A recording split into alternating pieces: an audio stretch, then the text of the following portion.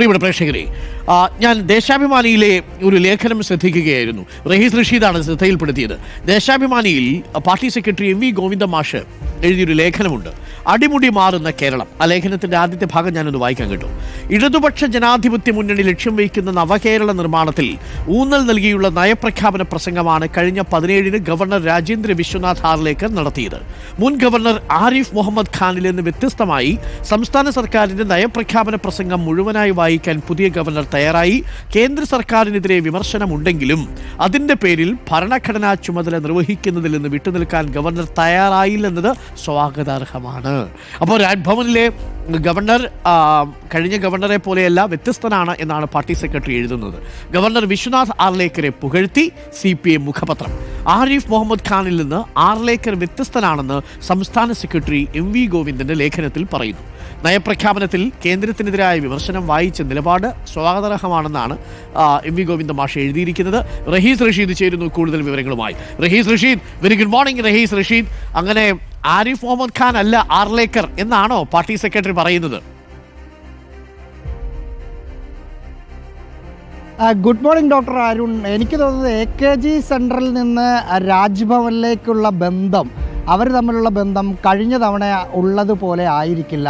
നല്ല ബായ് ബന്ധത്തിൽ പോകുന്നു എന്നാണ് തോന്നുന്നത്. ഇന്ന് ദേശാഭിമാനിയിൽ പാർട്ടി സെക്രട്ടറി എം വി ഗോവിന്ദൻ്റെ ലേഖനം, ഇന്നലെ മുഖ്യമന്ത്രി പിണറായി വിജയനും ഭാര്യ കമലാ വിജയനും കൂടി രാജ്ഭവനിലെത്തി രാജേന്ദ്ര വിശ്വനാഥ് ആർലേക്കറെ കാണുന്നു, സംസാരിക്കുന്നു, ഭക്ഷണം കഴിച്ചു പിരിയുന്നു. ഈ അടുത്ത കാലത്തൊന്നും രാജ്ഭവനും സെക്രട്ടേറിയറ്റും തമ്മിൽ, അല്ലെങ്കിൽ രാജ്ഭവനും AKG സെൻറ്ററും തമ്മിൽ ആ തരത്തിലുള്ള ഒരു ബന്ധമൊന്നും നമ്മൾ കണ്ടിരുന്നില്ല. ഇന്നാണെങ്കിൽ ദേശാഭിമാനിയുടെ എഡിറ്റോറിയൽ പേജിൽ വാനോളം ഗവർണറെ പുകഴ്ത്തിയാണ് എം വി ഗോവിന്ദൻ്റെ ലേഖനമുള്ളത്. ആ ലേഖനത്തിൽ ആർലേക്കറെ പുകഴ്ത്തുമ്പോൾ ആരിഫ് മുഹമ്മദ് ഖാനിട്ടുള്ള കൊട്ടും എം വി ഗോവിന്ദൻ നൽകുന്നുണ്ട്. ഏറ്റവും ആ പുകഴ്ത്തിയുള്ള ഫസ്റ്റ് സെൻറ്റൻസിൻ്റെ അവസാനം പറയുന്നത്, കഴിഞ്ഞ വർഷം നയപ്രഖ്യാപന പ്രസംഗം 1.5 മിനിറ്റിൽ താഴെ വായിച്ചിട്ട് പോയ ആളാണ് ബീഹാറിലേക്ക് പോയത്.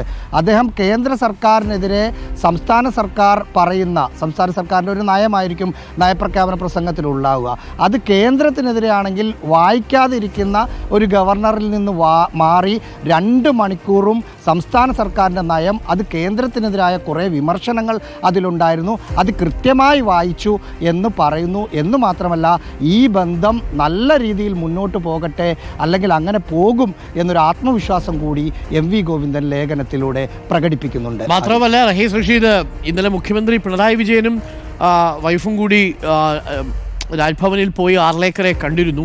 അപ്പോൾ ഊഷ്മളമായ ബന്ധമുണ്ടാവുന്നു എന്നുള്ളത് വളരെ സ്വാഗതാർഹമായ കാര്യമാണ്. ഭരണത്തിൽ വലിയ പ്രതിസന്ധി ഇല്ലാതെ പോകുന്നു എന്നുള്ളതാണ് നമ്മളെ സംബന്ധിച്ചുള്ള ആശ്വാസം.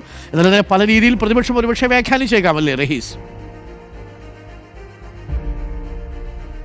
ഉറപ്പായിട്ടും സ്വാഭാവികമായും BJP വെച്ച ഗവർണറാണ്, RSSകാരനാണ്, ഗോവയിൽ BJPയുടെ വളർച്ചയ്ക്ക് നിർണായക പങ്കുവഹിച്ച, അവിടെ ഒരു ഘട്ടത്തിൽ മുഖ്യമന്ത്രി സ്ഥാനത്തേക്ക് പോലും പറഞ്ഞു കേട്ട, പിന്നീട് അവിടെ മന്ത്രിയായ, കറകളഞ്ഞ, തുടക്കം മുതൽ RSSകാരനായ ഒരാളാണ് രാജേന്ദ്ര വിശ്വനാഥ് ആർലേക്കർ.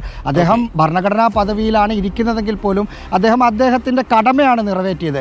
ആ കടമ നിറവേറ്റിയ ആളെ പുകഴ്ത്തുക എന്നത് സ്വാഭാവികമായും പ്രതിപക്ഷം കുറേ ആയിട്ട് BJPയും CPMും ബന്ധമെന്നൊക്കെ പറയുന്നുണ്ടല്ലോ, അത്തരം ചില ചർച്ചകളിലേക്കൊക്കെ പോകാനുള്ള സാധ്യത നമ്മൾക്ക് ഈ ഘട്ടത്തിൽ കാണാം. Okay, thank you Rahees. Arlekar is gentle. അദ്ദേഹത്തിൻ്റെ ഒരു ആറ്റിറ്റ്യൂഡും അദ്ദേഹം ഇടപഴകുന്ന രീതിയും കുശലാന്വേഷണം നടത്തുന്ന രീതിയും ഒക്കെ നമ്മൾ കണ്ടതാണ്. ആ രീതിയിൽ അങ്ങനെ ഒരു ഹാർഡ് ഫൈറ്ററായിട്ട് സർക്കാരിനെ പ്രതിസന്ധിയിലാക്കുമെന്ന് ഈ ഘട്ടത്തിൽ നമുക്ക് കരുതുക വയ്യ.